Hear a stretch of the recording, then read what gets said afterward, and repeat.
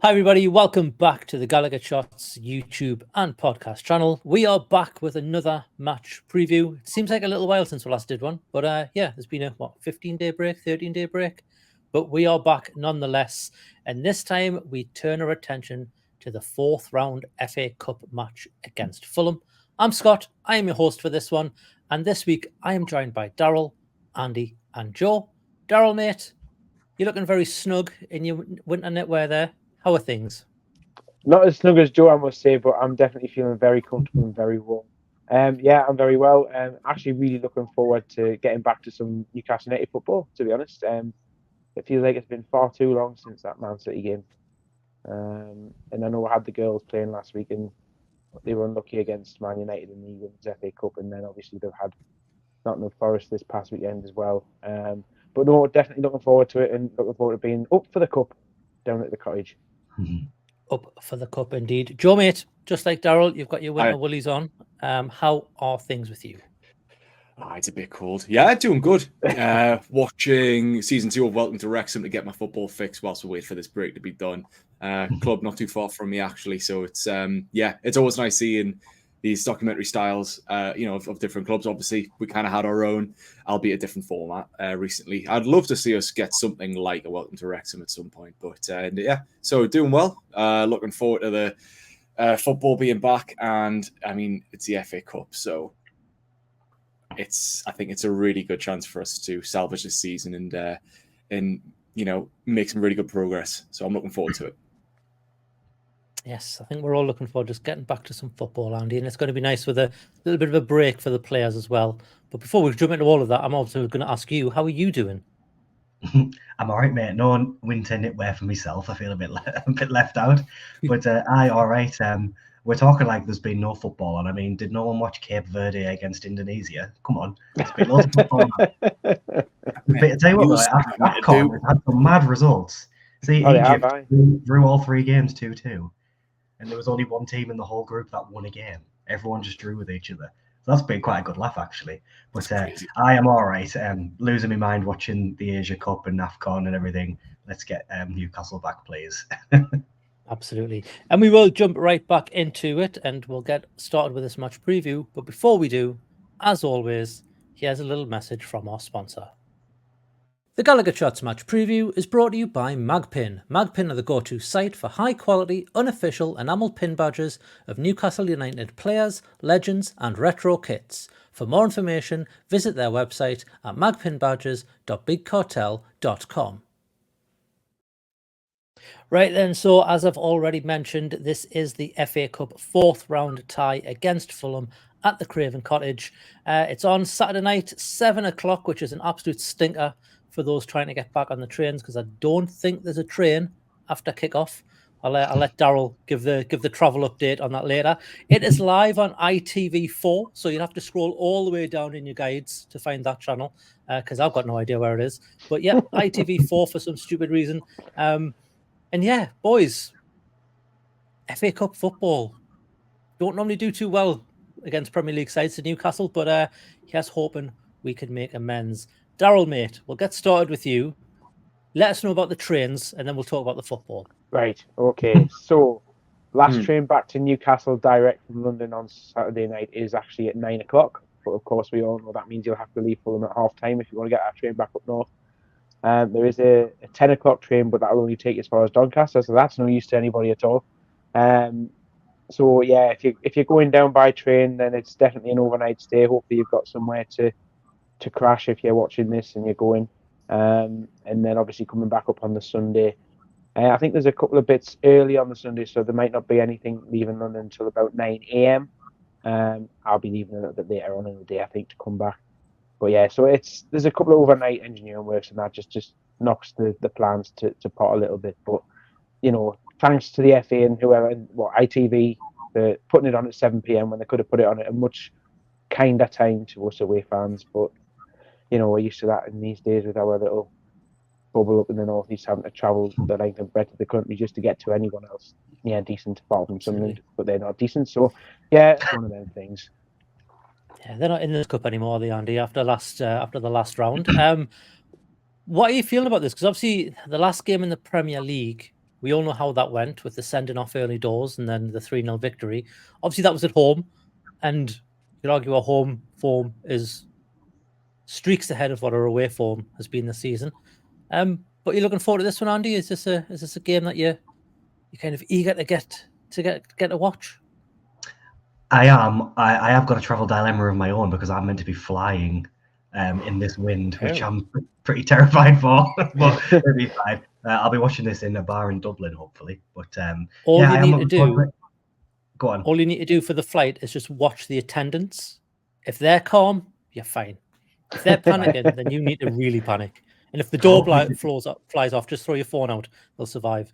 I know. Did you see that? I was going to say that when it knocked his iPhone or whatever from a plane, and it was fine.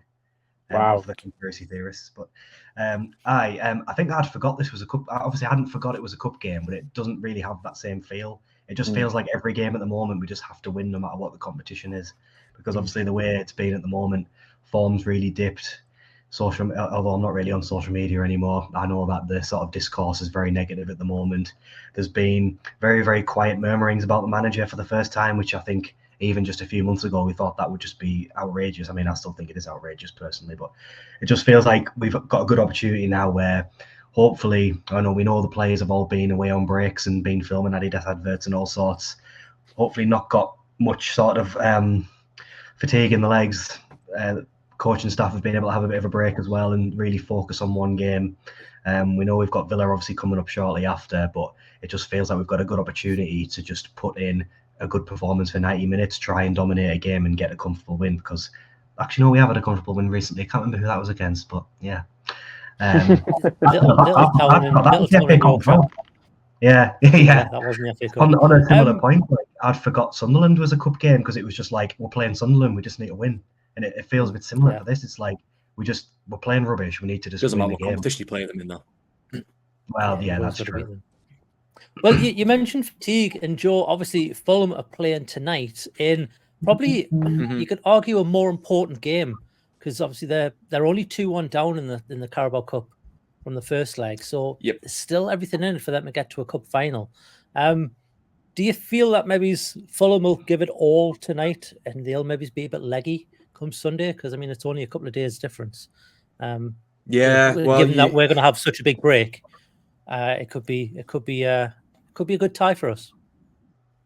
Well, it can only help us, can't it? I was checking the teams when Fulham played Liverpool in the first leg, and obviously they played the midweek, then they played Chelsea on the Saturday or the Sunday after that, and they only made about 3 changes, so they seem to be pretty set on the personnel that they're going to use.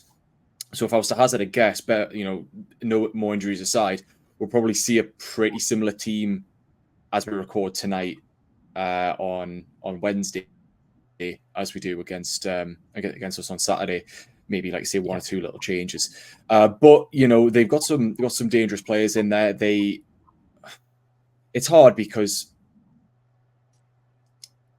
they do seem to be blowing some teams away, especially at home. I was looking at some of the stats. Away from home, they're pretty. Yeah, their away form's pretty crap, to be honest. But their home form is where they're excelling. Obviously, they've had some fantastic results. 2 5-0 wins in a row. One against West Ham, which have been quite a good team this season. And they beat Arsenal recently, which was a fantastic result for them. So couple that with our away form, it's not looking too good, is it? Starting nice and positive. What Andy said. We'll see what happens. Well, speaking of positivities, I do have some insights before we get into the meat and potatoes of this.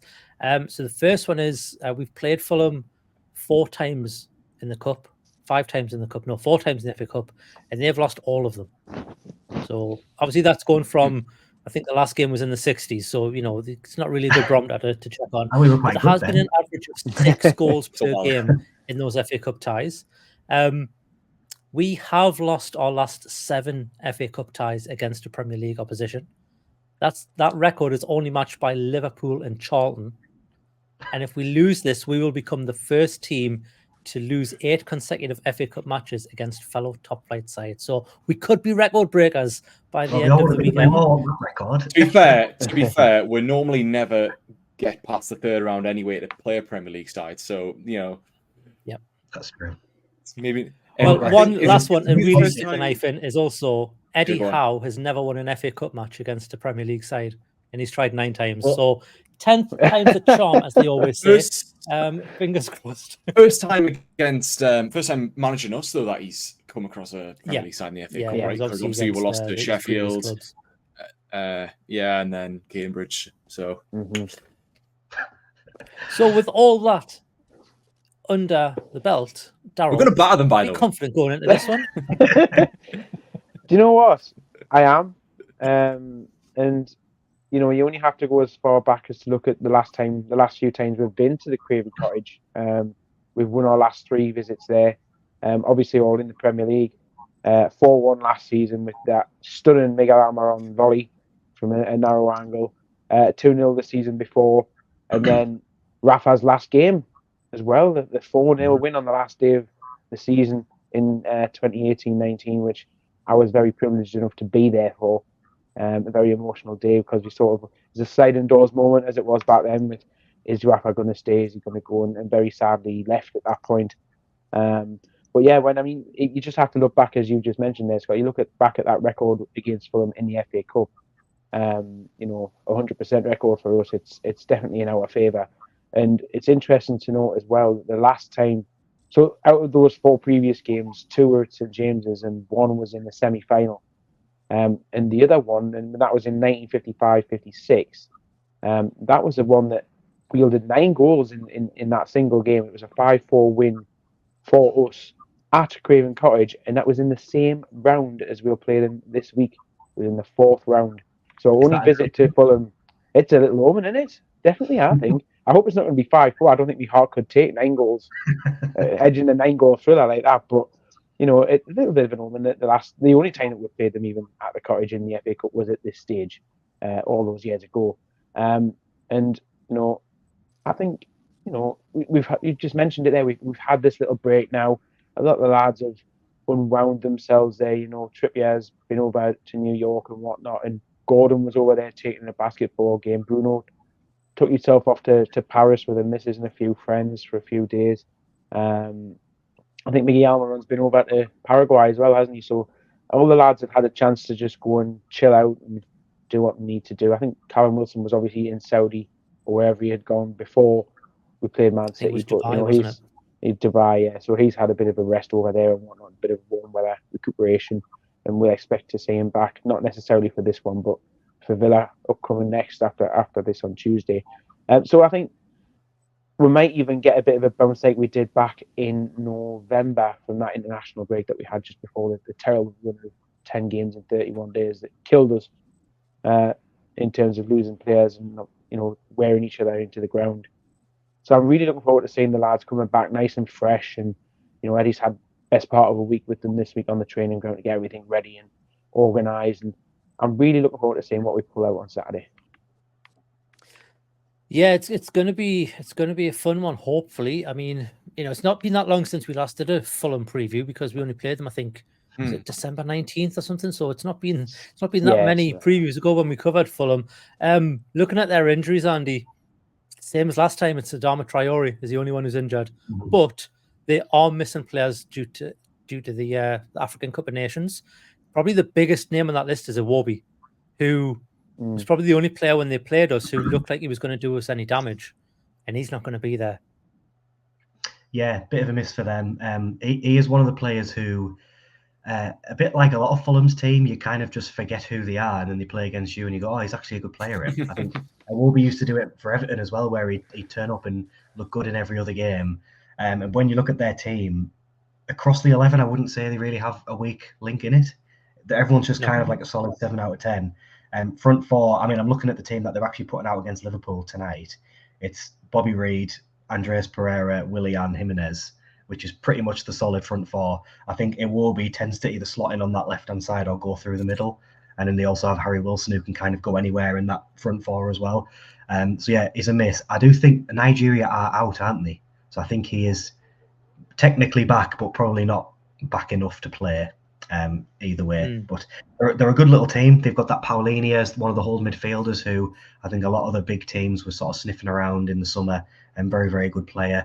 And the back four's pretty solid. I think the main thing for me with Fulham, similar to quite a few teams in the league this year, I would say, is the sort of central striker is not really fit for purpose anymore. I love Jimenez. I think before his injury, he was absolutely, I would say outside the big six, he was one of the best strikers in the league.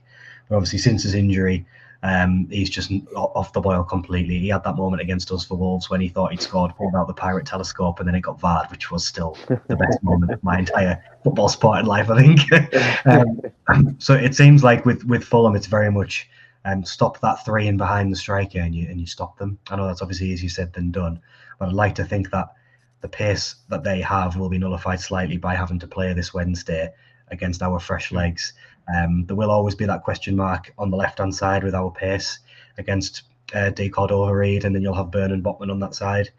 Especially now we know we don't have Joe Linton. Daryl, thanks for reminding us of Joe Linton with the shirt there behind you.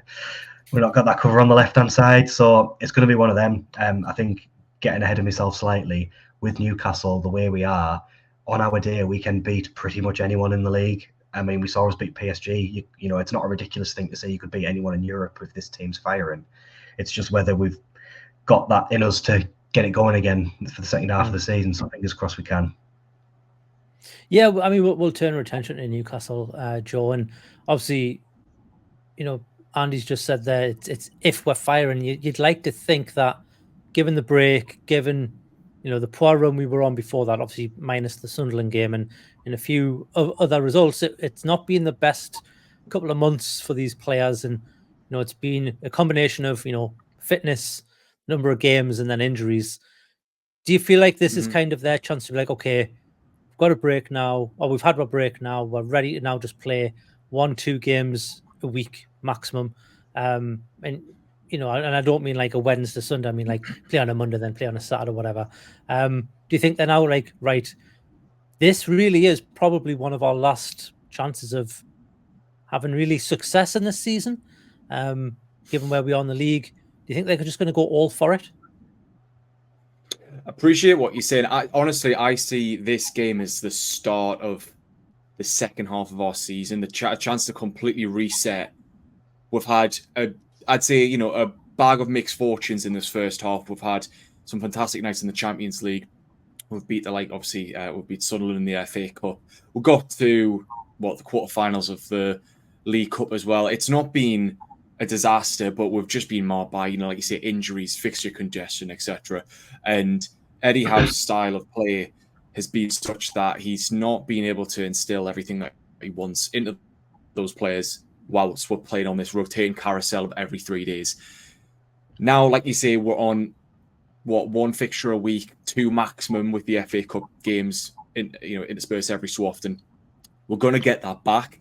And this 2-week break, I feel, has been that perfect moment, like I said earlier, just to reset, take stock of where we're at, let the tired legs rest a little bit, and go again. It's just a shame that we're not quite getting some of those injuries back now. We're still going to have to wait until, you know, February for a good amount of the injured players, the likes of, you know, Willock, Barnes, Murphy and stuff to really come back into the fold. But, you know, it's fine. Like, the lads who are being on the pitch have done really well. So no, I see this as a really good opportunity, and I don't see why we can't go all the way in the FA Cup now that realistically that is the only thing we have to play for outside of potentially a Europa League spot in the league, which I still think is very possible. I still think top 7 should still be an aim for in the league, but no, this is a great chance. And, you know, the lads who are here, who aren't injured and in the squad, have got a really good chance now to make history. And it's a tough cup. We all know this, but I just think the longer it goes on where we're in the cup, it just, like you say, has that extra little spark to play for in the season. And yeah, it'd be absolutely brilliant if we can go all the way. So I think it's a really good opportunity. And if we can get through Fulham, then, and you know, who knows what could happen.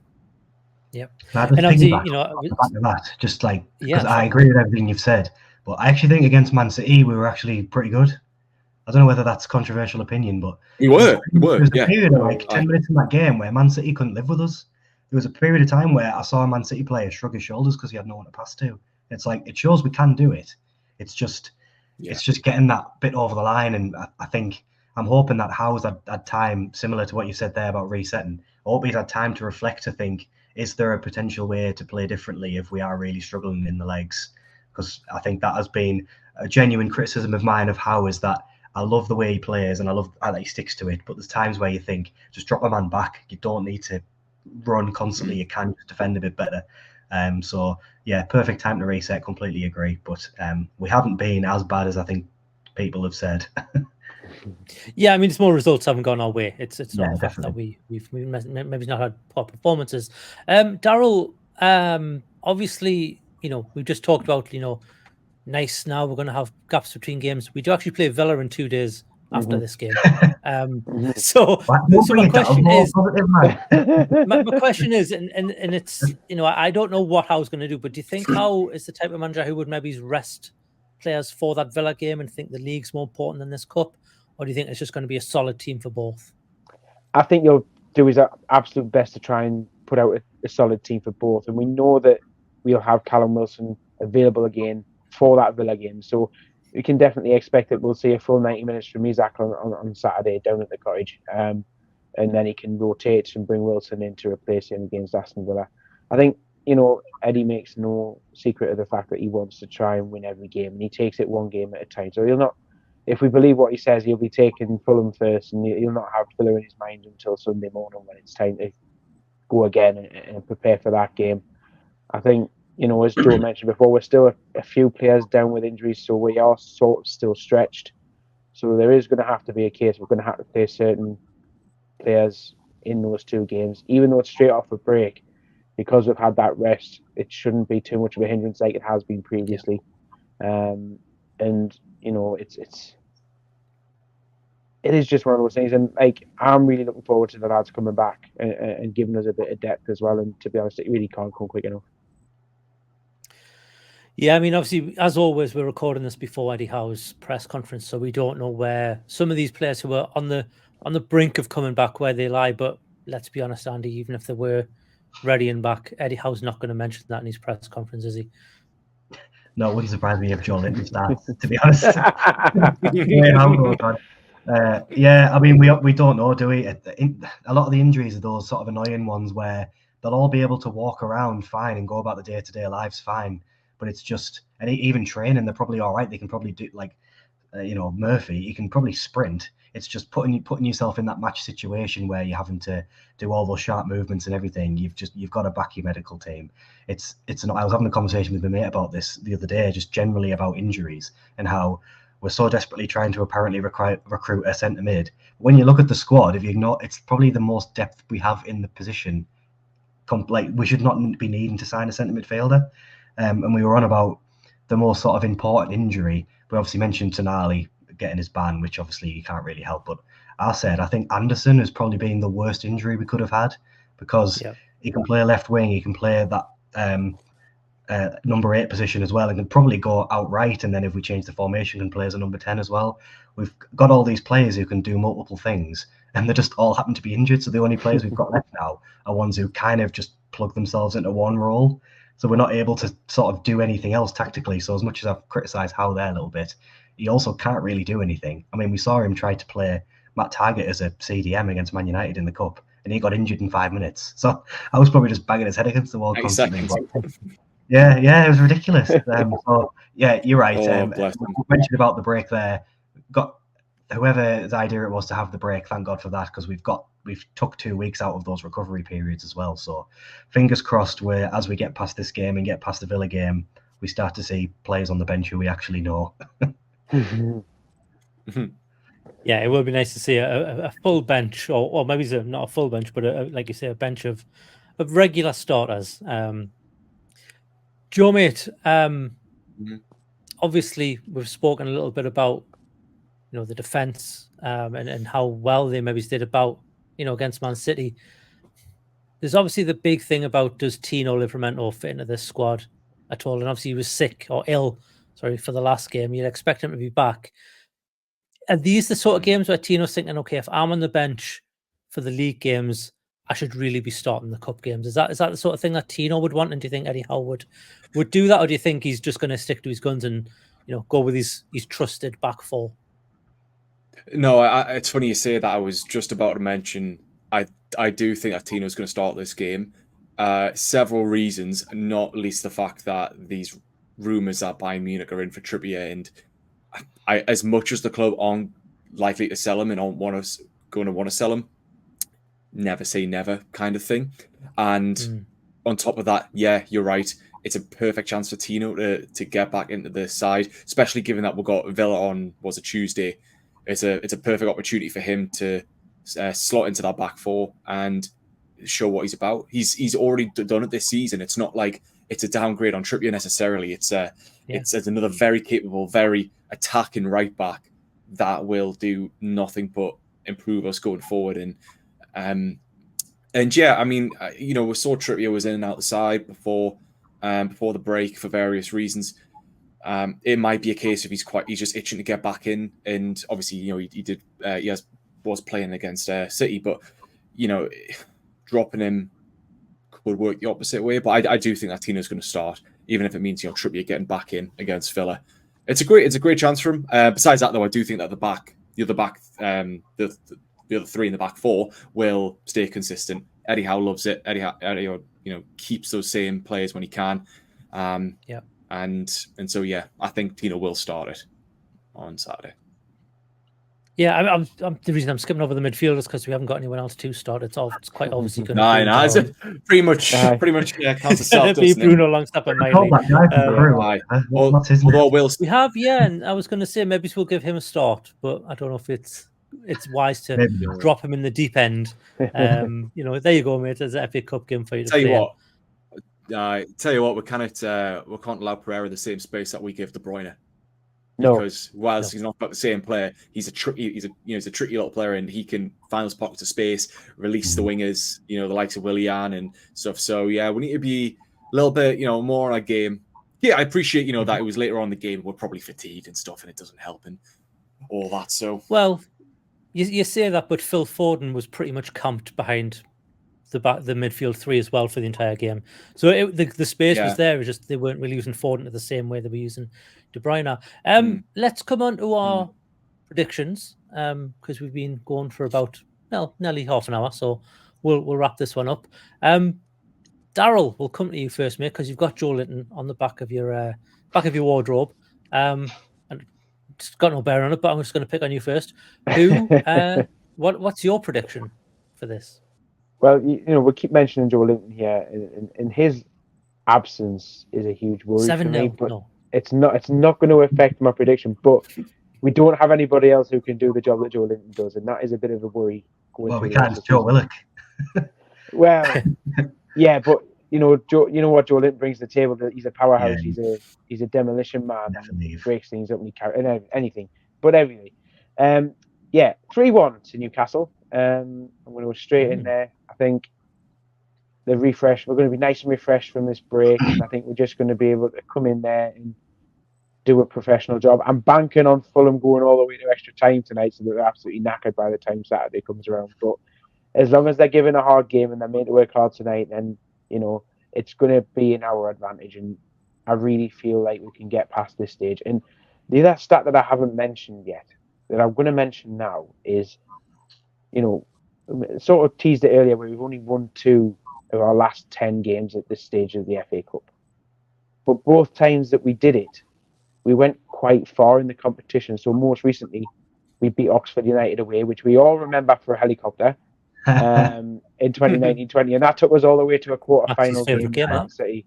Max's favourite game, absolutely. So that took us all the way to a quarter-final against Man City, which was horrible.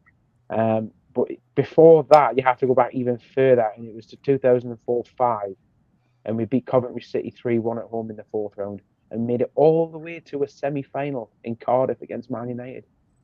The game that ended Nicky Butt's career for a few years before he came back and started doing bicycle kicks in the Championship season to put the ball out of play. So, there's good omens all over this.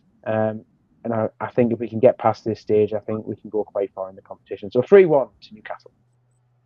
3-1. Well, there's one win on the board, so there's nobody saying we've been negative this week. Joe, mate, what's your predictions for this one? I'm in complete agreement with Daryl. I think the break will have done us really well. It's such a shame that it's a shame that we won't have Joe Linton and that we're not going to have more players back from injury. But the players who we do have shown that when they're on it and when they're fresh, they can really take any team to the sword. Miley slotted in really well. I've got no qualms about him. Isak is looking in fantastic form as well. You know, a couple of goals against the Mackhams, could have had a hat-trick there. Scored against City with a beautiful goal. Gordon, consistent all season. I guess maybe a little bit depends on what happens with this Miggy situation in the transfer window and stuff. A lot is could may or may not happen this week. We don't know. But, all things being said, I reckon that we're going to go and give him a good game and finally break this ridiculous away form hoodoo that we've got. So I'm going to say 3-1 as well. There you are, 2 wins. The comments are going to be buzzing. Andy, mate. I'm feeling it down because I've just thought that could be Almiron's last game if all of the rumours to be believed. Don't say that. I know. Maybe he'll could have already happened as well. For us. He'll finally speak English on his last game. Better Geordie accent than Isak. Yeah. It just feels like we kind of say all of these things about this being a reset and everyone getting sort of the air back in the legs and stuff like that, and then just say we're going to lose. It just feels like you've got to be positive. So I think we will win, as long as it's not like our game on clubs last night, Daryl, where we're 3-1 up in the 90th minute. And no, God, no. Please, no. No, I won't say 3-1. I think it will be closer than that, but maybe 2-1. I think we'll score first, and that'll just give the team a bit of a lift, and we'll kick on, and then they maybe get a consolation, maybe a bit of squeaky bum time at the end. But I just think we've got to be positive. Yes, things aren't all hunky dory at the moment within the club, but you've got to think this is like Joe said perfectly. It's a reset point. Let's get a win and go to Villa, beat them, and then Mairdad can get the checkbook out and we can sign some players. Don't give him the credit card, for God's sake. Yeah. Worked last time. Did. Yeah, I'm obviously I'm in agreement. I don't think you can't be positive going into this one because we've had the break. We've seen how we've played against other teams, and we've quite recently beat this team. All granted, they were down to 10 men for the majority of the game, but that's their problem, not ours. I think it'll be 3-0. I don't think they'll score. I think it'll be a repeat of the performance back in December. I do think it'll be 0-0 half time, and I think it'll be a second half where I think we'll just have the legs against them, because I think tonight, I personally think Fulham will treat this game tonight as a more important game, because to get to a final or to get to was it round 5? Is it a 5th round of the FA Cup? Yeah, there is, isn't there? There's no comparing. Like you want to go to a cup final more than the 5th round of the cup. So I think they're probably going to give their all tonight. Whether they win or not tonight, that's for a Liverpool and a Fulham fan show to decide. But yeah, I think it'll be 3-0. I think Lewis Miley's going to get another goal against Fulham. Oh, that'd be nice. And then Isak's going to get a nice brace to wrap it up and send her flying into that 5th round, which I know I've just said Fulham wouldn't want that, and that was in comparison to when I said Champions League final there, they're nowhere near that, a Carabao Cup final. But when you've got nothing else to play for, I think a 5th round is definitely an aim that you should be at least getting in this cup. So yeah, I'm going to go 3-0, Lewis Miley, Isak brace, all in the second half. Let's have it. Nice. See, we're positive on this channel. Yeah, see, I mean, if you think we're kind of getting more positive than this, let us know in the comments below. Let us know what your predictions are. If you're a Fulham fan watching this, what are your thoughts? Obviously, by the time you see this, you'll know what happened tonight or last night or on Wednesday, as we'll say, because you could be watching this anytime. But let us know your thoughts in the comments below. Give us your predictions. And while you are filling out that little comments form, if you hit the little subscribe button, hit the thumbs up button to let us know you've liked this video. And if you want to hit the notification bell as well, you will get notified when we post new videos. Loads of content coming out on this channel soon. We did record another FIFA Clubs video the other day. I still have to edit all of that. They take time, especially with the language and the talk of well, let's just say manscaped.com will not be a sponsor. What you're talking about, Scott. We are also recording audience. another episode of Canny Chatter. It's been too long, so that'll be on your audios. I've no doubt there'll be a match reaction to this, and then we'll be back with a match preview for Aston Villa by the end of this week, because we'll have to record this probably on Sunday. So we'll see us all then. Boys, it's good to see everybody again. It's good to hear everybody's voices again. Yep. It's good to get Ward back on a preview again. Thanks, everyone, for joining. And thank you for watching. We will see you in the next one. Let's get to that 5th round, eh? How are? Away then. Bye, everyone. Bye. Bye.